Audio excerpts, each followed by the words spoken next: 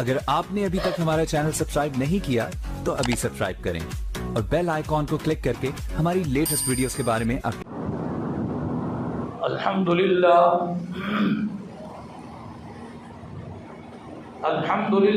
رب العالمین والعاقبۃ للمتقین والصلاة والسلام على سید المرسلین وعلى آلہ واصحابہ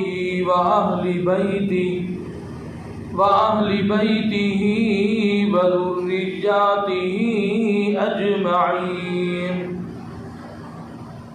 لا نبي بعد محمد ولا رسول بعد محمد لا كتاب بعد كتاب الله ولا أمة بعد أمة محمد صلى الله عليه وسلم أرسله بالحق بشيرا ونذيرا وداعيا إلى الله بإذنه وسراجا منيرا أما بعد فأعوذ بالله من الشيطان الرجيم بسم الله الرحمن الرحيم وجاهدوا في الله حق جهاده هو اجتباكم وما جعل عليكم في الدين من حرج آمنت بالله صدق الله مولانا العلي العظيم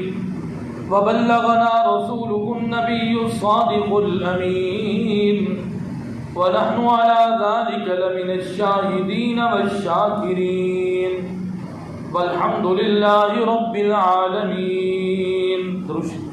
اللهم صل على محمد وعلى آل محمد كما صليت على إبراهيم وعلى آل إبراهيم إنك حميد مجيد. اللهم بارك على محمد وعلى آل محمد كما باركت على إبراهيم وعلى آل إبراهيم إنك حميد مجيد. انتہائی واجب الاحترام عزیز دوستوں اور بزرگوں، ہجرت کے موضوع پر گفتگو ہو رہی تھی. جناب رسول اللہ صلی اللہ علیہ وسلم اتنا بڑا طویل سفر، صبر آزما اور بہت ہی زیادہ تھکاوٹ والا سفر، بہت ہی زیادہ تنگی والا سفر رسول اللہ صلی اللہ علیہ وسلم نے مکہ سے مدینہ کی طرف تشریف لانے میں کیا. اور راستے میں کتنے واقعات پیش آئے مشرکین کے اس اعلان کرنے کی وجہ سے کہ جو رسول اللہ صلی اللہ علیہ وسلم کو پکڑ کر لے آئے گا 100 اونٹ اس کو انعام دیں گے. اسی لالچ میں بہت سارے لوگ جناب رسول اللہ صلی اللہ علیہ وسلم کا پیچھا کرتے رہے. ان میں آخری واقعہ حضرت بریدہ اسلمی جو 70 گھوڑ سواروں کے ساتھ مسلمان ہو گئے، جناب رسول اللہ صلی اللہ علیہ وسلم پر ایمان لے آئے. یہ ہجرت کے اس طویل سفر کا پہلا انعام تھا. ادھر سے مدینہ والے جناب رسول اللہ صلی اللہ علیہ وسلم کا استقبال کرنے کے لیے اور آپ کے استقبال اور آپ کی زیارت کے لیے، زیارت کا عظیم شرف حاصل کرنے کے لیے روزانہ مدینہ سے نکل کر راستوں پر راہ تکتے رہتے تھے کہ سرور کائنات صلی اللہ علیہ وسلم کب تشریف لائے. آخر وہ گھڑی آ گئی کہ سرور کائنات صلی اللہ علیہ وسلم جلوہ افروز ہوئے. اور مدینہ سے 3 میل کے فاصلے پر ایک محلہ تھا جس محلے کو محلہ قباء کہا جاتا تھا. یہ جنوبی سمت ہے جہاں رسول اللہ صلی اللہ علیہ وسلم جہاں تشریف لا رہے تھے تو سب سے پہلے قباء میں تشریف لے آئے. یہ انصار کا ایک قبیلہ یہاں رہتا تھا. انہوں نے پرتباہ استقبال کیا جناب رسول اللہ صلی اللہ علیہ وسلم کا، اور لوگ پرجوش آپ سے ملاقات کرنے کے لیے آ رہے تھے. سرور کائنات صلی اللہ علیہ وسلم تھکاوٹ کے باوجود بھی روایتی انداز سے ان کے ساتھ، شفقت کے معاملے کے ساتھ، محبت بھرے انداز کے ساتھ ان سے ملاقات فرما رہے ہیں. جناب رسول اللہ صلی اللہ علیہ وسلم وہاں آپ نے چند دن قیام فرمایا اور تھکاوٹ بھی بہت زیادہ تھی، لیکن اللہ تعالیٰ کی طرف سے یہ بھی تھا کہ اس محلے میں سب سے پہلی مسجد قائم کی گئی جس کو مسجد قباء کہا جاتا ہے۔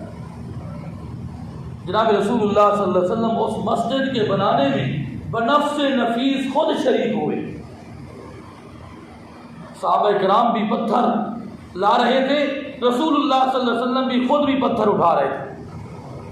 صحابہ کرام کہتے ہیں ہمارے لیے وہ منظر بڑا عجیب تھا کہ ہماری خواہش تھی کہ جناب رسول اللہ صلی اللہ علیہ وسلم تشریف فرما ہو جائے اور ہم کام کریں، ہمارے کام کرنے کو، ہمارے جذبے کو دیکھیں، لیکن اس کے برعکس کہ جناب رسول اللہ صلی اللہ علیہ وسلم بیٹھنے کی بجائے خود اس مسجد کی تعمیر میں شریک ہو گئے۔ صحابہ کرام اہل قباء وہ کہتے ہیں ہم شرم سے پسینہ پسینہ ہو رہے تھے کہ رسول اللہ صلی اللہ علیہ وسلم تشریف فرما ہو، اتنی بڑے سفر کی تھکاوٹ ہے، لیکن قربان جاؤں اس قید پر، قربان جاؤں اس راہبر پر، قربان جاؤں اللہ کے نبی جناب رسول اللہ صلی اللہ علیہ وسلم پر کہ جن کا قول اور فعل ایک ہی تھا۔ کہ سرور کائنات صلی اللہ علیہ وسلم نے ارشاد فرمایا جس نے اللہ کا گھر بنایا اللہ اس کا گھر جنت میں بنائے گا۔ تو یہ صرف فرمایا نہیں بلکہ خود بھی مسجد بنائی، خود بھی تعمیر میں حصہ لیا، اور رسول اللہ صلی اللہ علیہ وسلم کام کرنے والے صحابہ کرام کو ساتھ ساتھ ایک شاباش کے طور پر یہ بھی فرما رہے تھے جو جنت بنائے، جو مسجد بنائے گا اللہ اس کو جنت میں داخل کرے گا، جو وہ سب سے اللہ کا زیادہ مقرب ہے جو اٹھتے بیٹھتے قرآن کی تلاوت کرتا رہے، جو رات کو جاگ کر عبادت کرے۔ رسول اللہ صلی اللہ علیہ وسلم ساتھ ساتھ ترغیب بھی فرما رہے تھے۔ 3 دن کے قیام کے بعد رسول خدا اشرف الانبیاء، امام الانبیاء، خطیب الانبیاء، وجہ کائنات، مقصود کائنات جناب احمد مجتبی حضرت محمد مصطفیٰ صلی اللہ علیہ وسلم نے مدینہ کی طرف سفر شروع فرمایا۔ یہ 3 میل کا سفر یہ بہت ہی عجیب سفر تھا۔ آپ دیکھیں کہ اہل مدینہ پورے 3 میل کے اوپر جناب رسول اللہ صلی اللہ علیہ وسلم کے بڑے بڑے استقبال اور عجیب عجیب ترانے، چھوٹے چھوٹے بچے اور بچیاں جا رسول اللہ کے نعرے لگا رہے تھے، اور خواتین چھتوں پر چڑھ کر جناب رسول اللہ صلی اللہ علیہ وسلم کی زیارت کرنے کے لیے کھڑے تھے، اور حبشی غلام جنگی کرتب دکھا رہے تھے خوشی میں۔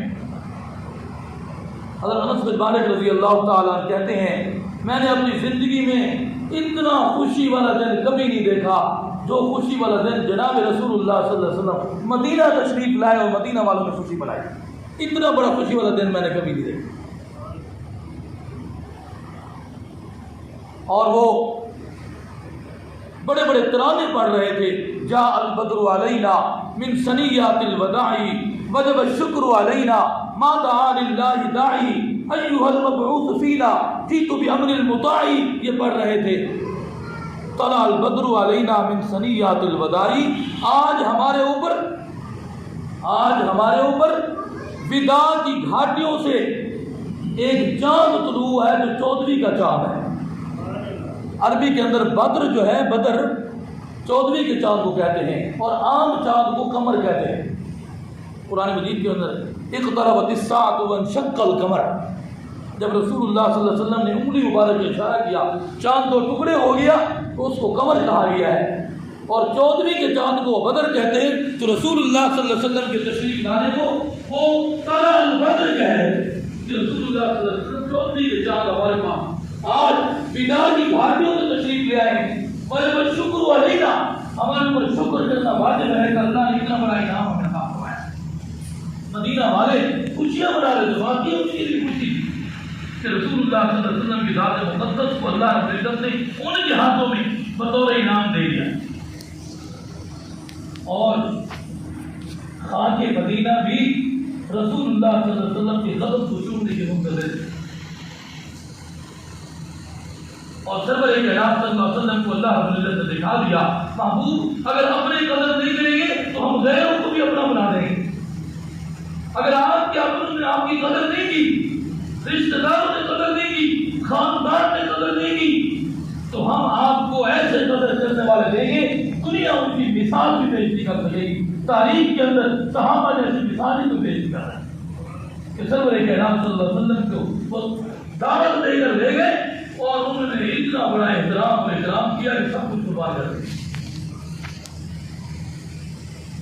سرور کائنات صلی اللہ علیہ وسلم مدینہ کی طرف گامزن ہیں, تشریف لا رہے ہیں اور استقبال ہو رہے ہیں, خوشیاں منائی جا رہی ہیں, جنگی کرتب دکھائے جا رہے ہیں, تاخ بجا کر رسول اللہ صلی اللہ علیہ وسلم کی تعریفیں کی جا رہی ہیں اور مختلف انداز سے آپ کا استقبال کیا جا رہا ہے. رسول اللہ صلی اللہ علیہ وسلم مدینہ منورہ کے اندر داخل ہوئے اور ہر آدمی کی خواہش یہ تھی کہ رسول اللہ صلی اللہ علیہ وسلم میرے مہمان بنے. ہر آدمی کی خواہش, ہر بندے کی یہ خواہش تھی کہ رسول اللہ صلی اللہ علیہ وسلم میرے مہمان بنے, میرے گھر تشریف لائیں. یہ بھی تو ایک عجیب فیصلہ تھا. ہر بندے کی خواہش ہے اور اگر کسی کو ترجیح دی جائے تو دوسرے کا دل تو ہو جائے. تو سرور کائنات صلی اللہ علیہ وسلم کسی کا دل بھی نہیں دکھانا چاہتے تھے. تو رسول اللہ صلی اللہ علیہ وسلم نے فرمایا ہجرت بھی میں نے اپنی مرضی سے نہیں کی, اللہ کی مرضی کے ساتھ کی ہے. تو میری رہائش بھی میری مرضی سے نہیں ہوگی, اللہ کی مرضی کے ساتھ ہوگی. فرمایا نامزد الرسول, رسول اللہ صلی اللہ علیہ وسلم کی انگلی جس کا نام تسوا تھا, رسول اللہ صلی اللہ علیہ وسلم نے فرمایا اس کو چھوڑ دو, یہ اللہ کے حکم کے مطابق جہاں بیٹھے گی میری وہی رہائش ہوگی, وہی میری رہائش ہے.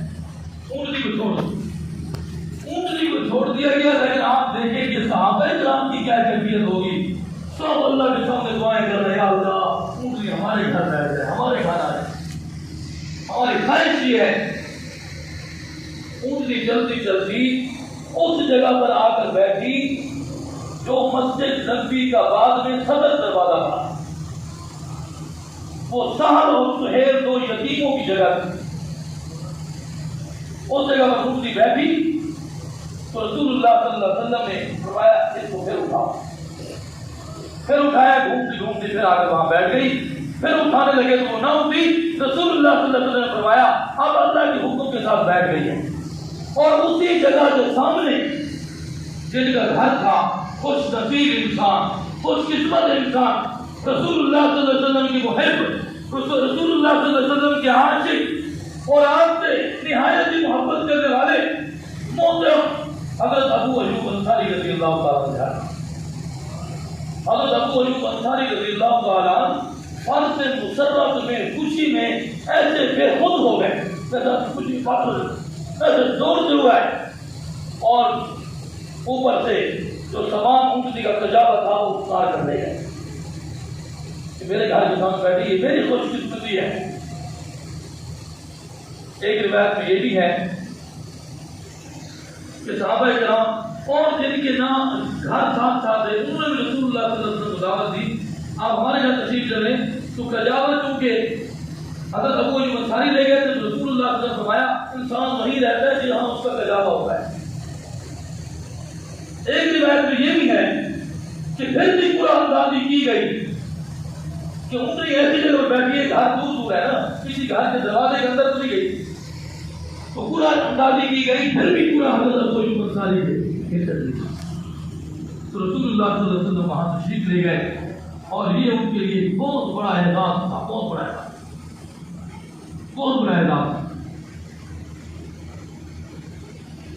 ایک روایت یہ بھی ہے, حضرت ابن اسحاق رحمۃ اللہ علیہ نے ایک روایت لکھی ہے, کہتے ہیں کہ 200 سال پہلے شاہ طوبہ یمن کا بادشاہ تھا, شاہ طوبہ, اور قرآن مجید کے اندر بھی قوم طوبہ کا تذکرہ ہے سورۃ قاف 26 بارے میں. وہ یہاں سے گزرا, سفر کر کے جا رہے تھے, ان کے ساتھ 400 علماء تورات تھے, تورات کے بڑے عالم 200 سال پہلے جب یہاں سے گزرنے لگے مدینے سے تو 400 علماء جو تھے انہوں نے کہا کہ بادشاہ سلامت اگر آپ اجازت دیں تو ہم یہی قیام کرنا چاہتے ہیں. اس نے کہا کیوں بھائی؟ انہوں نے کہا کہ ہم نے اپنی کتابوں میں صحیحوں میں پڑھا ہے اللہ کے آخری نبی جو تشریف لیں گے اسی علاقے کے اندر آئیں گے, تو لہٰذا ہم چاہتے ہیں کہ ہم بھی ان کا استقبال کریں. تو بادشاہ نے کہا ٹھیک ہے آپ یہاں رہو, ایسے نہیں رہو بلکہ میں اپنے خرچے پر آپ سب کو گھر بنا کر دوں گا. اور سب کو گھر بنا کر دیا, اور سب کو گھر بنا کر دینے کے بعد اس نے ایک گھر بنایا. چلے گا یہ گھر خالی کھڑا رہے گا, یہ اللہ کے آخری نبی جب تشریف لیں گے تو یہ اس کے اندر رہے گا. اور اس نے خط لکھا, ایک عالم کے حوالے کیا, اس کے اندر رسول اللہ صلی اللہ علیہ وسلم کا سلام لکھا اور کہنے لگے کہ اللہ کے آخری نبی جناب احمد مجتبیٰ حضرت محمد مصطفیٰ صلی اللہ علیہ وسلم جب تشریف لے آئیں گے, میری عمر وہاں تک رہی, میں زندہ رہا تو میں ان کا معین اور مددگار ہوگا, ان کے ساتھ تعاون کرنے والا اور ان کے دشمنوں کے خلاف میں جہاد کرنے والا ہوگا. اور یہ میرا پیغام, یہ میرا خط اگر میں زندہ نہ رہا تو ان تک پہنچا دینا. وہ خط ایک عالم کے حوالے کیا. چلتے چلتے چلتے وہ خط اسی عالم کی اولاد میں سے حضرت ابو ایوب انصاری رضی اللہ عنہ, خط بھی اسی کے پاس تھا.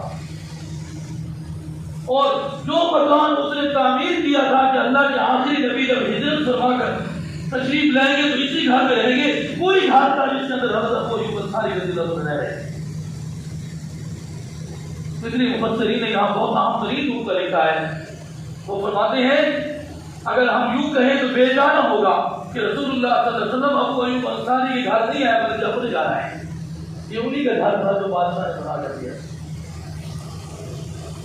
تو بہرحال سرور کائنات صلی اللہ علیہ وسلم اسی گھر میں تشریف فرما ہوئے اور حضرت ابو ایوب انصاری کو میزبانی کا شرف حاصل ہوا. اور یہ فیصلہ جتنا مشکل تھا اللہ نے اتنا ہی آسان فرما دیا. قدرت نے موجودہ طور پر یہ فیصلہ فرما کر نہ تاکہ کسی کا نہ دل دکھے اور نہ کسی کو کوئی پریشانی ہو, نہ کوئی کسی کو غصہ ہو کہ مجھے ترجیح نہیں دی گئی. سب نے یہ سمجھا کہ اللہ کا فیصلہ ہے, بس ٹھیک ہے ہم راضی ہیں. کسی گھر میں اگر رسول اللہ صلی اللہ علیہ وسلم ٹھہرے یہ اللہ کی مرضی ہے, اور اونٹنی جو ہے وہ اللہ کے حکم کے تابع دی گئی اگر ٹھہری ہے, لہٰذا کوئی میزبانی کا شرف اللہ نے نہیں بولا. حضرت ابو ایوب انصاری رضی اللہ تعالیٰ کے پاس سے جا گئے. جس گھر میں رسول اللہ صلی اللہ علیہ وسلم تشریف لائے وہ گھر بھی عظمت والا ہے, اور جن کے مہمان ہوئے وہ مہمان میزبان بھی عظمت والے ہیں. ان کے 2 منزلیں تھی, ایک نیچے والی منزل تھی, ایک اوپر والی منزل تھی.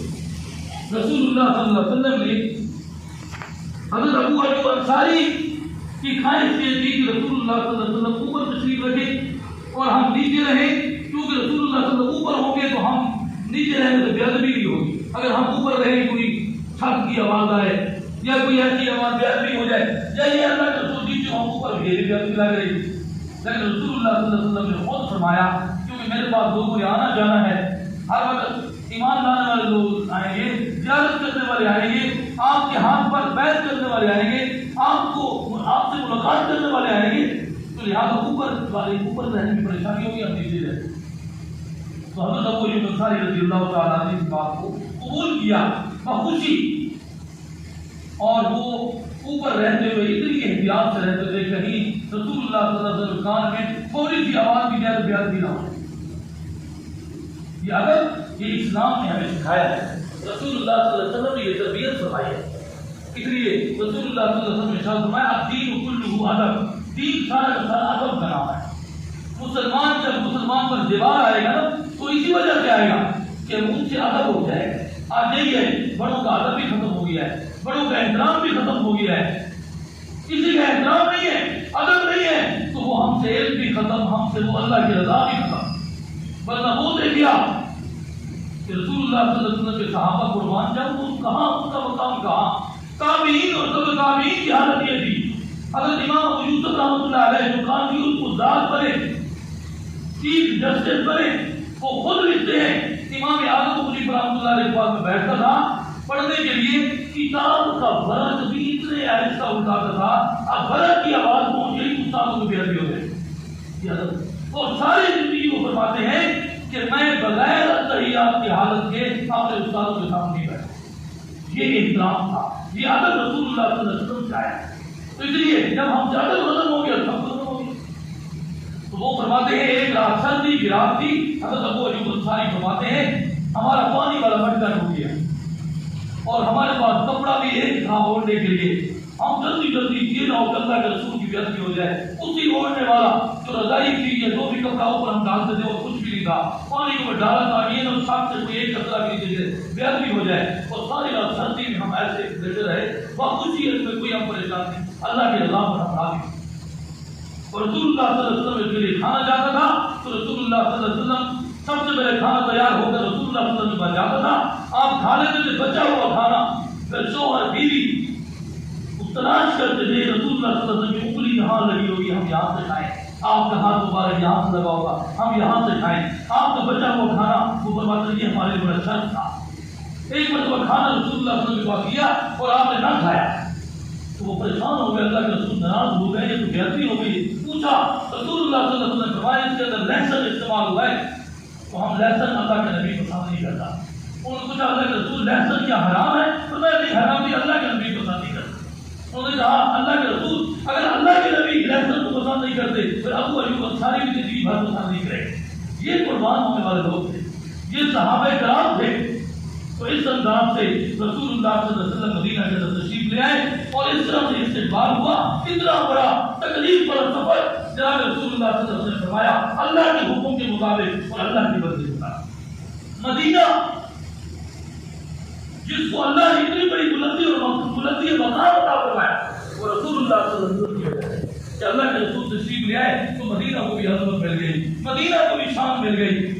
اور ہمارے اکابرین یہ لکھتے ہیں اگر کوئی آدمی حج اور عمرہ کے لیے جائے، حج اور عمرہ کے لیے جائے اور اگر وہ روضہ رسول کی زیارت کی نیت نہیں کرتا تو فرمایا یہ اس کے لیے گناہ ہے. وہ اللہ کے رسول صلی اللہ علیہ وسلم کے روضہ مقدس کی زیارت کی بھی نیت الگ کرے، اس کا الگ ثواب ہے. ہمارا یہ ایمان ہے. اور ہمارے اکابرین مدینہ میں جانا شہادت تو بہت بڑی بات وہ شہادت بھی سمجھتے تھے، ساتھ اپنے لیے واجب سمجھتے تھے کہ ہم مدینہ میں جائیں گے خاک مدینہ کو چھوڑیں گے، ہمارے لیے بھی شرط ہے. حضرت عثمانی رحمۃ اللہ علیہ کے پاس ایک سخت چادر لائی گئی اور انہوں نے بتایا گیا کہ مدینہ سے ہم لے کر آئے. تو حضرت سے جمعہ ان کی جگہ پر رکھا، ایک شاگرد بیٹھا ہو کہنے لگا حضرت مدینے میں نہیں بنتی، بنتی کہیں اور ہے، بکنے کے لیے مدینے میں جاتی ہے، آپ اتنا بڑا احترام کر رہے ہیں. حضرت نے فرمایا جہاں بھی بنتی ہے میرے آقا کے شہر کی ہوا لگ گئی ہے، یہ میرے لیے بہت بڑی اعزاز والی بات ہے.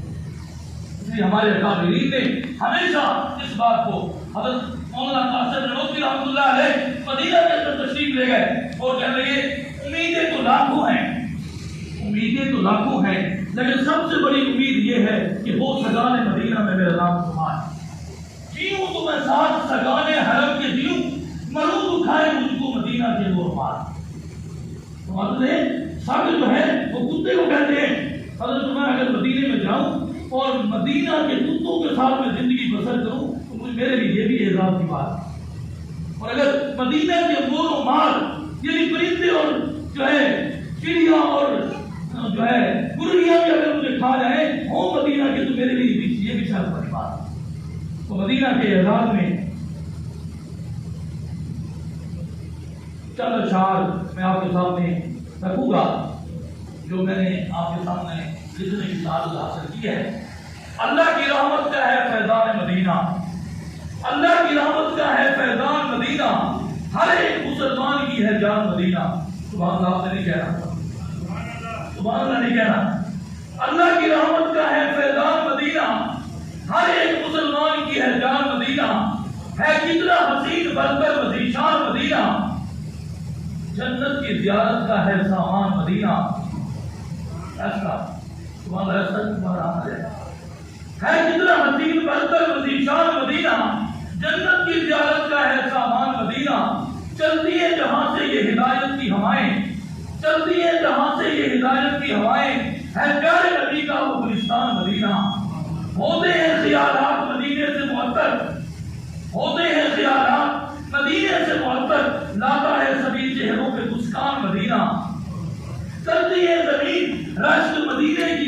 پر، کرتی ہے زمین رشک مدینے کی زمین پر، پھر آپ کے روزے پہ ہے قربان مدینہ، ہر وقت میرے دل میں ہے گنبد خضرا، ہر وقت میرے دل میں رہے گنبد خضرا، ہوتا ہے شب و روز جو مہمان مدینہ، کیوں کرنا مجھے ناز ہو اس بات پہ عثمانی، کیوں کرنا مجھے ناز ہو اس بات پہ عثمانی، بن جائے اگر میری بھی پہچان مدینہ۔ اللہ تعالیٰ مجھے مدینہ کی محبت، رسول اللہ صلی اللہ علیہ وسلم کی محبت نصیب فرمائے۔ وآخر دعوانا